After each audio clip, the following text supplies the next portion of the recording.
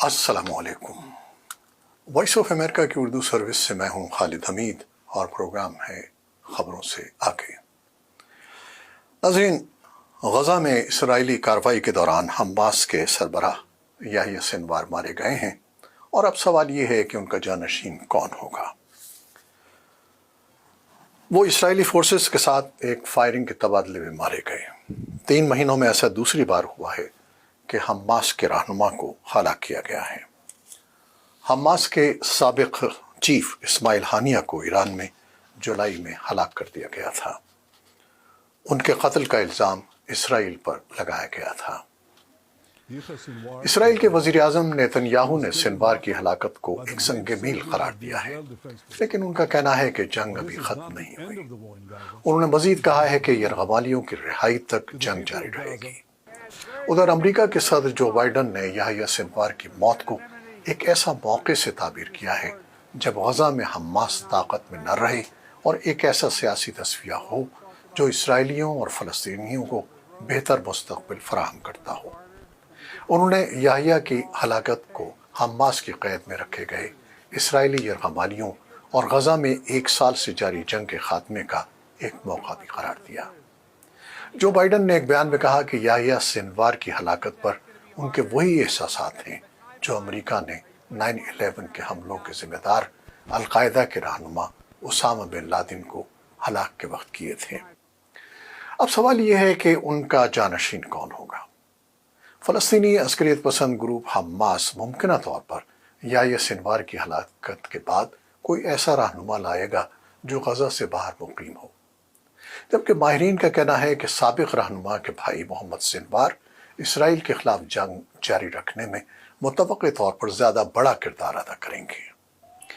नए रहनुमा की तलाश में हमास न सिर्फ अपनी पुश्तपनाही करने वाले ईरान की तरजीहात को मुकद्दम रखेगा बल्कि कतर के मफादात भी पेश नज़र होंगे।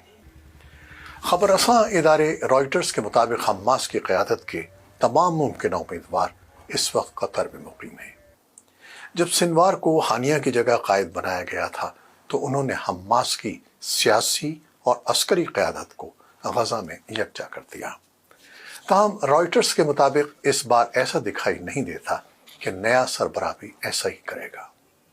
इसराइल की जानिब से तबाहकुन हमलों के 1 साल के दौरान इसराइली फ़ौज ने हमास के ठिकानों को निशाना बनाया, उसके हज़ारों जंगजुओं को हलाक किया और गजा और उससे बाहर ग्रुप के कई रहनुमाओं को मार दिया।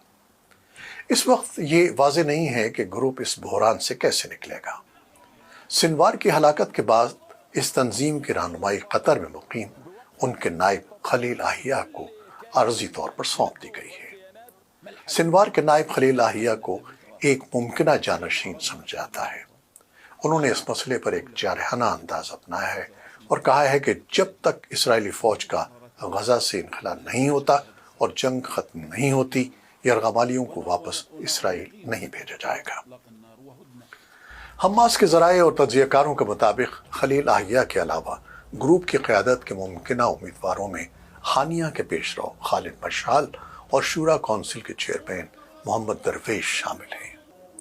नए रहनुमा की तकर्रुरी से पहले हमास को कलीदी मुज़ाकरातकार कतर और खित्ते के अहम मुल्कों को अपने फैसलों से मुत्तला करना होगा।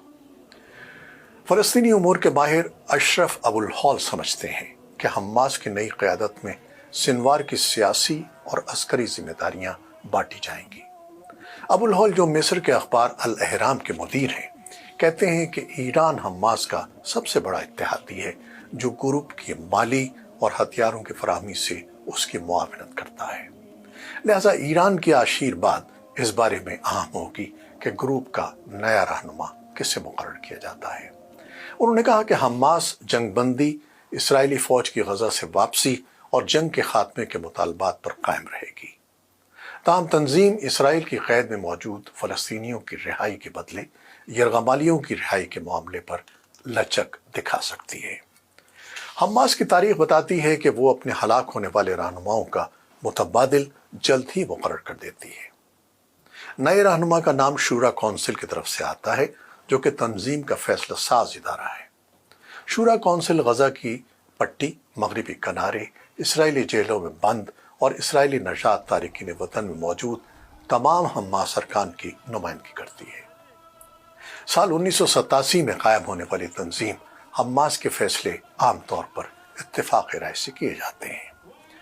ماہرین کا کہنا ہے کہ جاری جنگ اور کمیونیکیشن کے مشکلات نے حماس کے جنگجوؤں سے ان کے روزانہ کے رابطوں کو محدود کر دیا ہے۔ اس صورتحال میں ماہرین کے مطابق مسلح گروپ قاسم بریگیڈ نے چارج سنبھال لیا ہے۔ ایک فلسطینی سیاسی تجزیہ کار اکرام عطا اللہ کا کہنا ہے کہ ان کو توقع ہے کہ مسلح گروپ دور ہوتے ہوئے بھی خلیل احیا کی حاکمیت کو تسلیم کرے گا۔ اقوام متحدہ میں تہران کے مشن نے جمعرات کو کہا کہ سنوار کی ہلاکت کے نتیجے میں خطے میں مزاحمت میں اضافہ ہوگا۔ حزب اللہ نے کہا کہ وہ اسرائیل کے خلاف اپنی جنگ میں ایک نیا مرحلہ شروع کر رہی ہے، اور یہ کہ اس نے پہلی بار فوجیوں کے خلاف ٹھیک نشانے پر مار کرنے والے گائیڈڈ میزائل استعمال کیے ہیں۔ اب جب غزہ میں 1 سال سے زیادہ عرصے کی جنگ سے حماس پہلے ہی کمزور ہو چکی ہے، سنوار کی موت تنظیم کے لیے ایک شدید دھچکا ہے۔ لیکن یہ واضح نہیں ہے کہ آیا اب اس کی اپنی اسٹریٹجی میں کوئی تبدیلی واقع ہو گئی۔ تو ناظرین، صورتحال انتہائی پیچیدہ ہے اور گھمبیر معلوم ہوتی ہے، اور فریقین کسی طور پیچھے ہٹنے کو آمادہ نہیں ہے۔ آپ کو کیا نظر آتا ہے؟ مسئلہ کیسے حل ہوگا؟